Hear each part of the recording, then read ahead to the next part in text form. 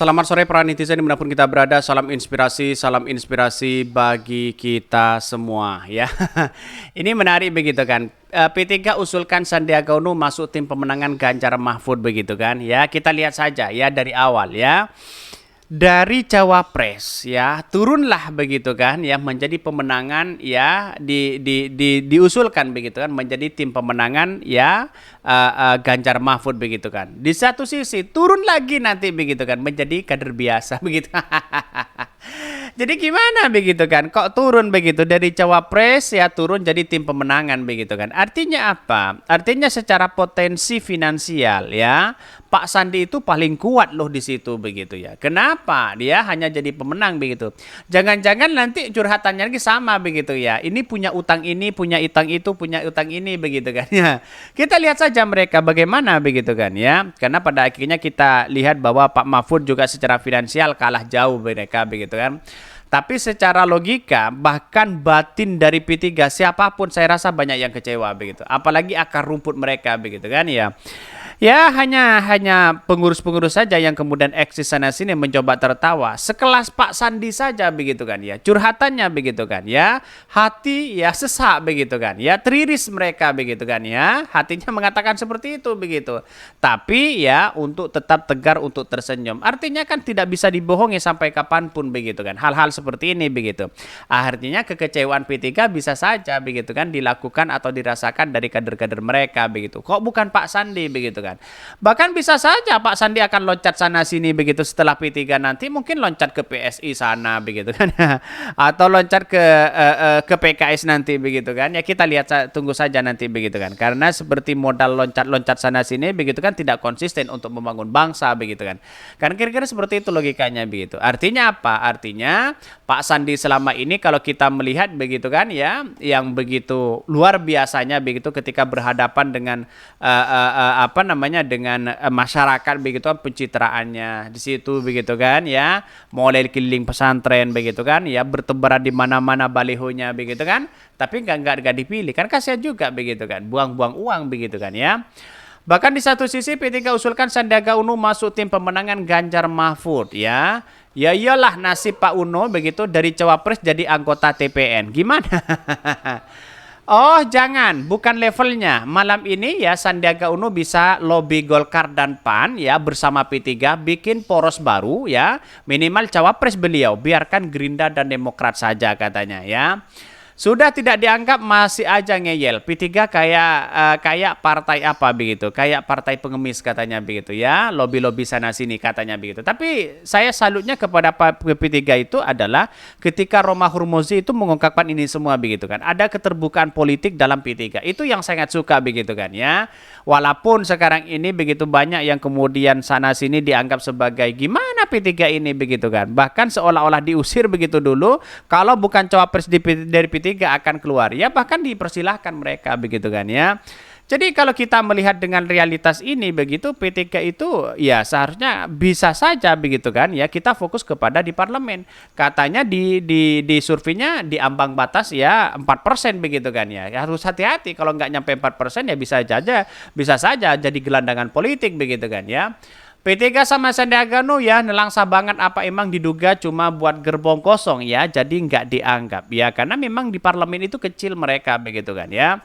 Dan kita lihat coba saja di realitas di masyarakat begitu kan. Seolah-olah yang peran penting dalam komunikasi politik ya hanya Roma Hurmuzi di situ begitu kan.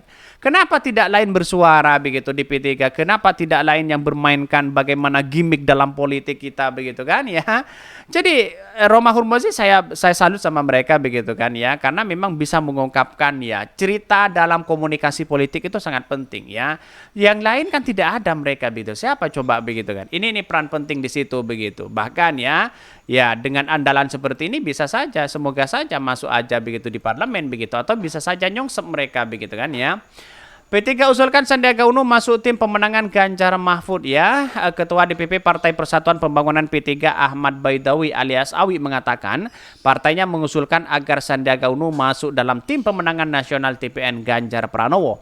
Bahkan di satu sisi hal tersebut dilakukan P3 setelah ya urung menjadi menjadikan Sandiaga sebagai cawapres atau sebagai calon wakil presiden Ganjar. Pasalnya koalisi pendukung Ganjar telah menetapkan Mahfud MD sebagai pendamping Ganjar pada Pilpres di 2024. Di satu sisi P3 memang mengusulkan bahwa Pak Sandi ini karena memang beliau juga ingin bersama-sama memenangkan Pak Ganjar. Maka sebagai Ketua Bapilu Nasional, beliau include atau masuk ke TPN ya, ujar Awi di media center TPN Ganjar Pranowo. Bahkan ya di satu sisi begitu kalau kita melihat wajah Pak Sandi agak gimana begitu kan ya. Ya, ini wajahnya agak cemerut begitu kan ya. Agak kurang asik di situ walaupun hatinya sudah terbakar ya, kepanasan, kecewa ya. Semuanya bersatu di situ begitu kan ya. Pak Sandi mencoba tegar di situ begitu ya. Bahkan sebagaimana begitu kan ya yang disampaikan begitu ya beliau bahwa kami akan tetap bersama-sama memenangkan Pak Ganjar Pranowo ya dalam hati mereka begitu ya. Ya mau tidak mau kan seperti itu, mau berlabuh kemana coba bayangkan ya. Awi dan para petinggi P3 begitu dan mendiskusikan untuk menentukan posisi Sandiaga dalam TPN Ganjar Pranowo. Namun dia menyebutkan Sandiaga memiliki keahlian dan basis massa yang bisa membantu pemenangan pasangan Ganjar Mahfud itu begitu ya. Ini sudah mulai diusulkan mereka begitu sana sini, tapi tahu-taunya mereka bahwa hal-hal seperti ini begitu kan ya, masa Pak Sandi kan tidak ada kecuali memainkan finansial yang lebih cukup untuk mereka begitu kan ya. Ya kita lihat saja nanti bagaimana pertarungan politik hari ini. P3 berkeinginan untuk mengusulkan beliau masuk ke TPN entah sebagai Dewan Pakar, Pembina atau ya namanya karena kemampuan Pak Sandi atau aspek komunikasi beliau juga kita butuhkan untuk bisa memenangkan Pak Ganjar dan Pak Mahfud. Ketua Badan Pemenangan Pemilu ya P3 Sandiaga Uno mengucapkan selamat kepada Pak Mahfud ya setelah Mahfud ditetapkan sebagai bakal capres ya, cawapres Ganjar Pranowo pada pemilu presiden di 2024. Bahkan di satu sisi Sandiaga sebelumnya juga termasuk ya salah satu kandidat calon pendamping ya Ganjar yang diajukan oleh P3.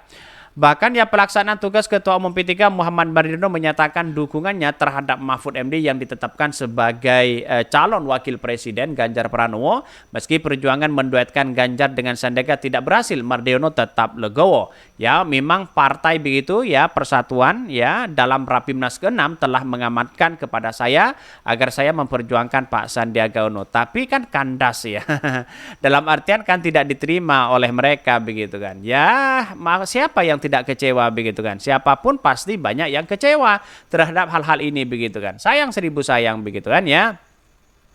Bahkan di satu sisi namun demikian apa yang kami perjuangkan ini bukan dalam konteks pragmatisme ya sebagai kader P3. Tetapi ini kita membahas dalam kontestasi politik kebangsaan ya.